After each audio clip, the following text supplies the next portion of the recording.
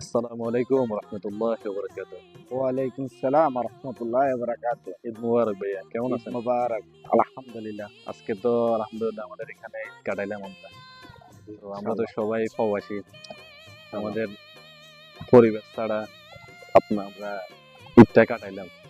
তো আপনার অনুভূতিটা যদি বলতেন, মানে পরিবার ছাড়া ঈদ কাটানোর অনুভূতিটা।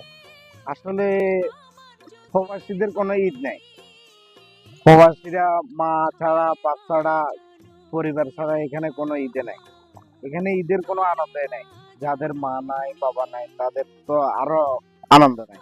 জি ঈদের নামাজ পড়িয়ে আসতে হবে, খানা খাই ঘুমাতে হবে, সারাদিন ঘুমে ঘুমে চলে যাবে। ঈদের অনুভূতিটাই নেই।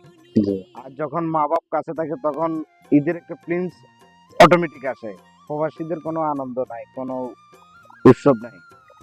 জি সব উৎসব কালকে ইনশাল্লাহ হবে। দেশের মানুষ যখন ঈদের নামাজ পড়িয়ে আসি, ভিডিও কল দিবে, তখন যাই প্রবাসীদের ছেলে মেয়ে দেখি, তাদের একটা অন্তরে ঈদের অনুভূতি হবে ইনশাল্লাহ।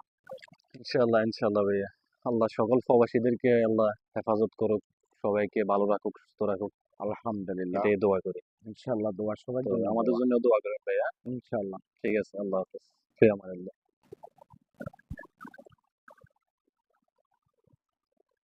মাশাআল্লাহ। আল্লাহ সকল প্রবাসীকে ভালো রাখুক। এই প্রবাসের মাটিতে এখনো ডিউটি চলতেছে। ঈদের নামাজ পড়িয়ে আসার পরে অনেকে অনেক কাজে ব্যস্ত, কাজ করতেছে, ডিউটি। এদেশে প্রবাসীদের কোনো ঈদের কোনো ইয়ে নেই, সব ডিউটিতে। যাক, আল্লাহ পাক সবাইকে ভালো রাখুক, দোয়া করি ইনশাল্লাহ আল্লাহ যেন সবার হেফাজত রাখে।